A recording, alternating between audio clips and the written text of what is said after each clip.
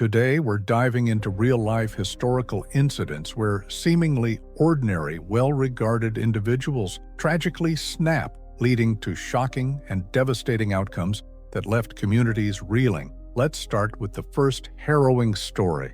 Incident 1. The Gentle Chemist's Explosive Rage. It was April 21, 1915, in Philadelphia, Pennsylvania, USA, when Paul Schoep, a 33-year-old chemist for DuPont, was preparing for an ordinary workday.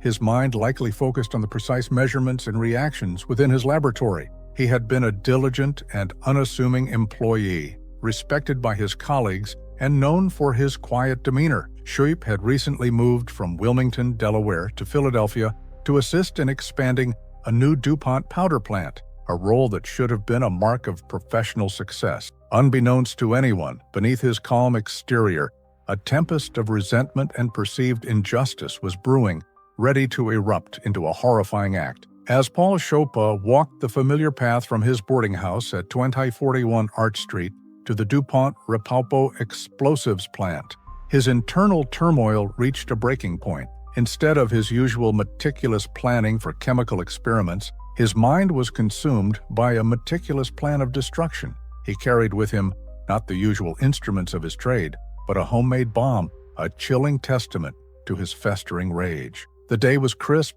the city beginning its morning bustle, yet the air around Schoep was heavy with an unspoken menace. There were no outward warning signs to those who might have passed him. He was simply another man heading to work, his dark intent hidden behind a polite, almost meek expression. The chaos escalated quickly. Schoep walked directly into the office of Dr. F.W. Pickard, the superintendent of the plant, without appointment. Eyewitnesses later described a tense exchange, though the exact words were lost to the ensuing catastrophe. Schoep had likely been passed over for a promotion, or perhaps felt unappreciated for his contributions, issues that, to him, had become unbearable. Without warning, he produced the bomb. Before Pickard could react, Schoep ignited the device. The explosion ripped through the office, a deafening roar followed by a shower of debris, glass, and wood splinters. The force of the blast was immense, instantly killing both Schoep and Pickard. The building shuddered, and the sound reverberated across the plant, drawing terrified workers from their labs and offices. The sudden, violent disruption from within the normally orderly confines of a chemical plant sent shockwaves of disbelief through the staff. Neighbors and co-workers, aghast at the explosion and the thick smoke billowing from Pickard's office, rushed to help, even as they struggled to comprehend what had just happened. The immediate fear was that the explosion was an industrial accident that could trigger a chain reaction within the volatile environment of an explosives plant. Emergency services were called, sirens wailing in the distance as word spread of the horrific incident. Firefighters and police arrived to a scene of devastation, their efforts focused on securing the area and investigating the cause. Medical teams were on standby, but the initial assessment confirmed the immediate fatalities. There was no need for hospital transport. The incident was over almost as quickly as it began. Despite all efforts, Paul Schoep and Dr. F.W. Pickard succumbed instantly to the catastrophic injuries from the explosion. The incident left the entire DuPont community, and particularly the chemists and technicians who knew both men, deeply shaken. It served as a stark reminder of how quickly an ordinary day, even within a highly controlled environment, could turn into an unspeakable tragedy when personal grievances festered into violent action. Throughout the ordeal, the prevailing sentiment was one of profound shock. How could someone so quiet, so seemingly harmless, harbor such destructive intent?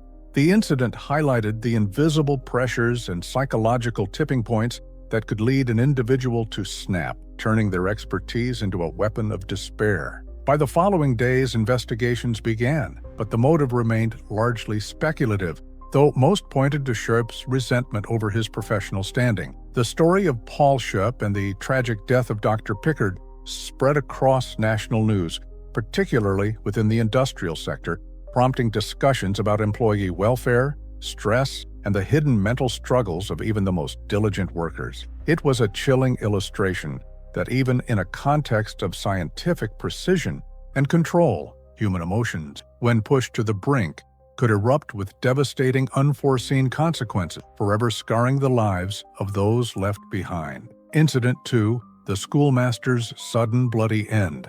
It was May 18, 1840 in Aberdeen, Scotland, when Andrew Rennie, a 65-year-old schoolmaster, concluded another day of teaching. He had been a pillar of the community, known for his stern but fair instruction, a respected figure who had guided generations of children through their lessons in Latin, Greek, and arithmetic. He lived in the schoolhouse with his wife, and his life was one of routine, discipline, and dedication to education.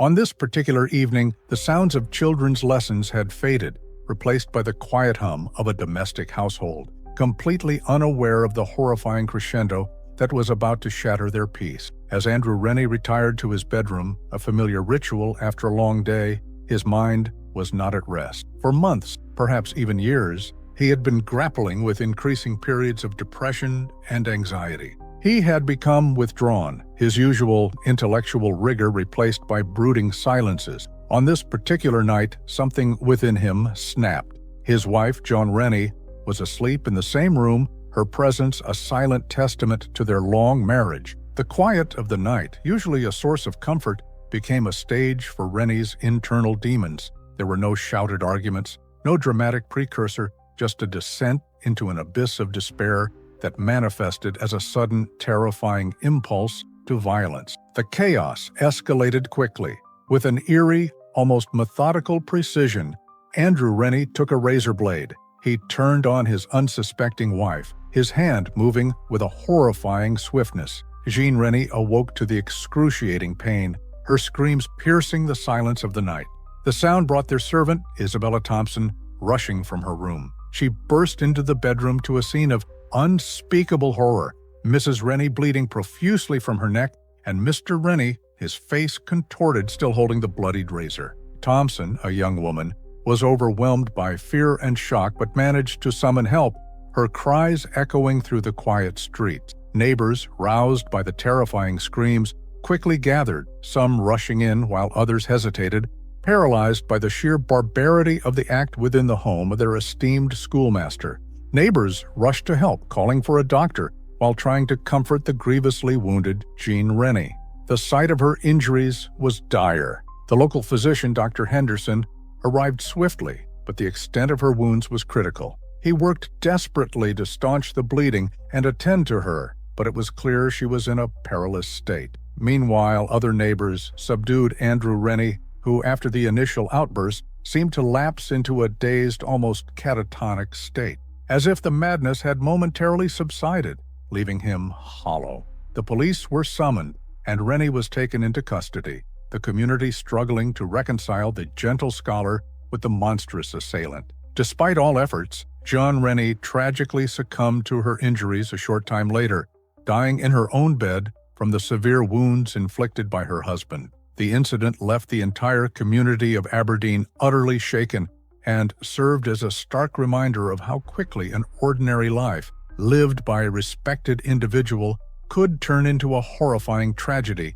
driven by unseen internal struggles. Throughout the ordeal, the question that tormented everyone was, why? How could such a learned and outwardly composed man commit such an atrocity against his own wife? The event highlighted the then poorly understood complexities of mental health, especially profound depression, and its potential to break through a facade of normalcy. By the following days, an official investigation and subsequent trial for murder began, drawing widespread attention across Scotland. The story of Andrew Rennie became a tragic local legend, showing that even the most esteemed figures, those dedicated to nurturing young minds, could be consumed by a darkness that led to unspeakable violence when mental distress was overlooked or misunderstood. The incident cast a long shadow over the schoolhouse and became a chilling, cautionary tale about the unpredictable nature of the human mind. Even in the most seemingly placid individuals,